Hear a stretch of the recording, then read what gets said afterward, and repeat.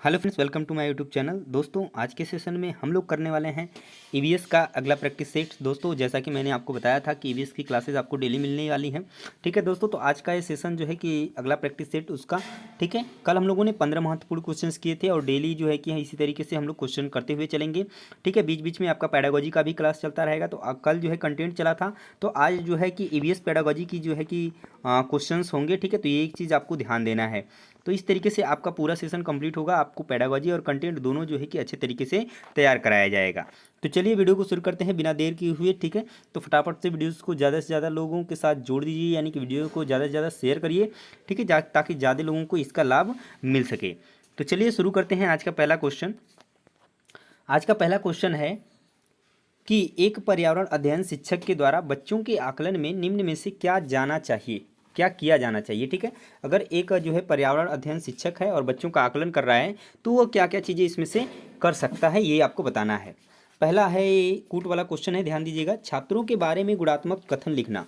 हाँ, ये पॉइंट जो है एक पर्यावरण अध्ययन के शिक्षक द्वारा किया जा सकता है। दिया है दूसरा कि छात्रों के सिर्फ कुछ ही पक्षों पर ध्यान केंद्रित करना। क्या केवल हम कुछ ही पक्षों पर ध्यान केंद्रित करके उनका आकलन करेंगे? बिल्कुल नहीं, तो ये ऑप्शन आपका गलत हो जाएगा।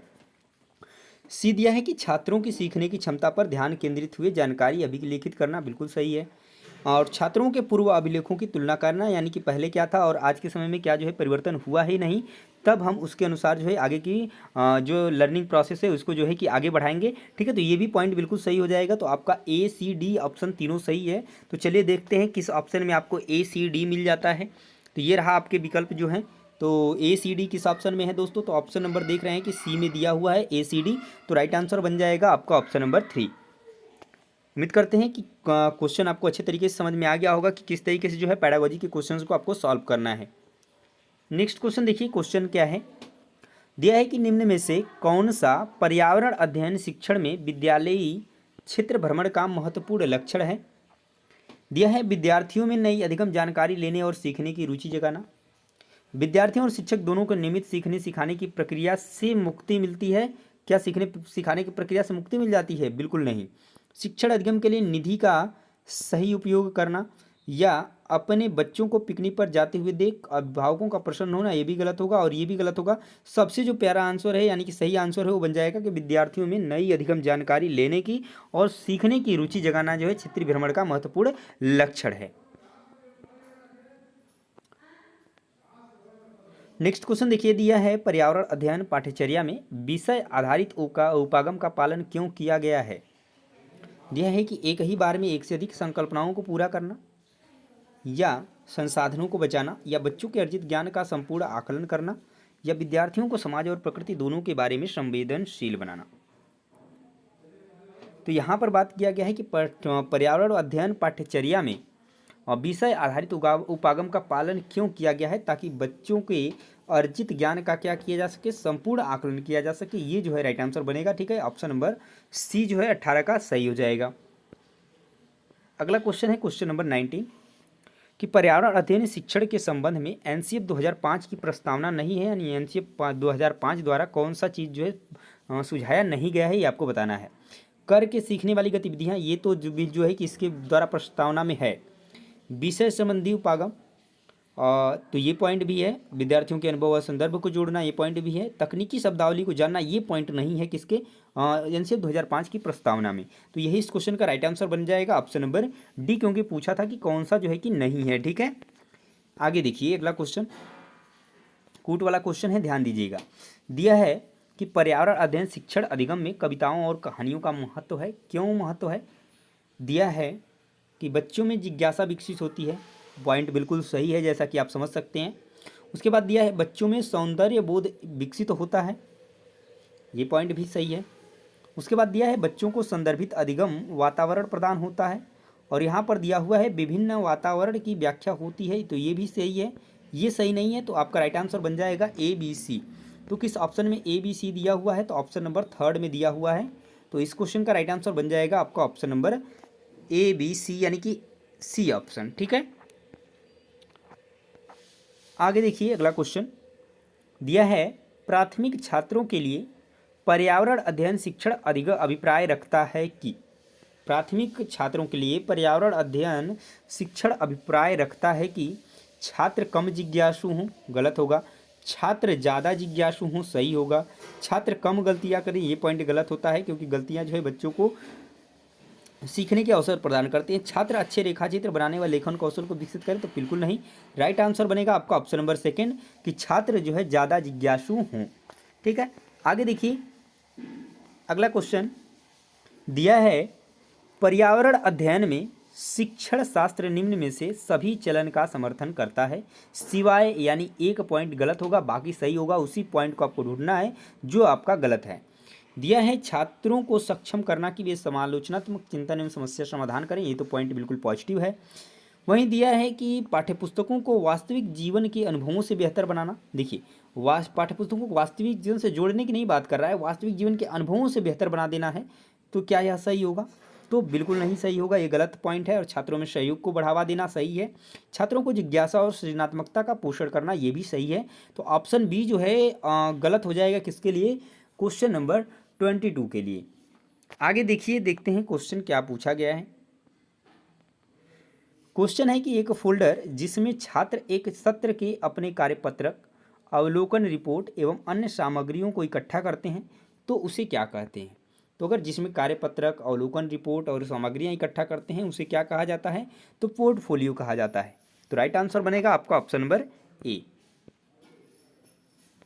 नेक्स्ट क्वेश्चन है, प्राथमिक स्तर पर पर्यावरण अध्ययन में अध्यापन अधिगम के लिए समुदाय जरूरी क्यों है?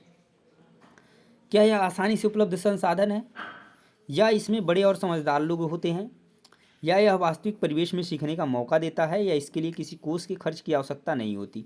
अब चारों ऑप्शंस पढ़ने के बाद आपको क्यों समझ में आ रहा है कि क्या चीज़ें होता है कि समुदाय जरूरी क्यों है पर्यावरण अध्ययन में अध्यापन अधिगम के लिए?